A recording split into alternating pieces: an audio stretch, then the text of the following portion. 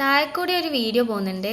ഇത് സീക്ക സൺസ്ക്രീൻ ആണ്. പിന്നെ വേറൊരു വീഡിയോ അതിൻ്റെ ഇടയിൽ കൂടി പോകുന്നുണ്ട്. ഇത് ഹിമാലയൻ്റെ സൺസ്ക്രീൻ ആണ്. പിന്നെ വേറെ ഏതോ ഒരു സൺസ്ക്രീനും അതിൻ്റെ ഇടയിൽ കൂടി പോകുന്നുണ്ട്. ഇങ്ങനെ ഒരു മാസം തന്നെ ഒരു 5-6 സൺസ്ക്രീൻ്റെ റിവ്യൂ ഇട്ടിട്ടുണ്ടെങ്കിൽ സബ്സ്ക്രൈബേഴ്സ് ഏതാ ചേച്ചി മേടിക്കണ്ടേ? ഇതിൻ്റെ പേര് റിവ്യൂ എന്നല്ല, ഇതാണ് പെയ്ഡ് പ്രൊമോഷൻ. ക്രിയേറ്ററിൻ്റെ വീഡിയോ കണ്ടിട്ട് സബ്സ്ക്രൈബേഴ്സ് ഉണ്ടാക്കും, ഓ ഇത് നല്ല സാധനമാണ് വിചാരിച്ചിട്ട് ആ സൺസ്ക്രീൻ അങ്ങ് വാങ്ങും. ഇതൊക്കെ കേട്ടിട്ട് മേടിക്കാൻ പോകുന്ന സബ്സ്ക്രൈബേഴ്സിൻ്റെ ഗതി വെളുക്കാൻ തേച്ചത് പാണ്ടായി എന്ന് പറഞ്ഞ അവസ്ഥയാവും. ചേച്ചിനെ പോലത്തെ നല്ല പൈസ ഉള്ളവരൊക്കെ ഇതൊക്കെ പോയിട്ട് ക്ലിനിക്കിലൊക്കെ കാണിച്ചെല്ലാം സെറ്റാക്കിയിട്ട് അടുത്ത വള്ളി പിടിക്കാനായിട്ട് പോകും. പക്ഷെ കുറേ പാവപ്പെട്ട സബ്സ്ക്രൈബേഴ്സ് ഉണ്ടാക്കുമോ ആ വള്ളിയിൽ തന്നെ അങ്ങ് തുടർന്ന് പോകും. പക്ഷെ എന്തൊക്കെ പറഞ്ഞിട്ടുണ്ടെങ്കിൽ ചേച്ചീൻ്റെ എത്തിക്സ് MBBS-ഉം BDS 6 മാസത്തെ ഡെർമറ്റോളജി കോഴ്സൊക്കെ എടുത്തവരെ കാട്ടി കൂടുതലാണ്. അവർക്ക് 6 മാസത്തെ ക്വാളിഫിക്കേഷൻ എങ്കിലും ഉണ്ടെന്ന് വിചാരിക്കുക.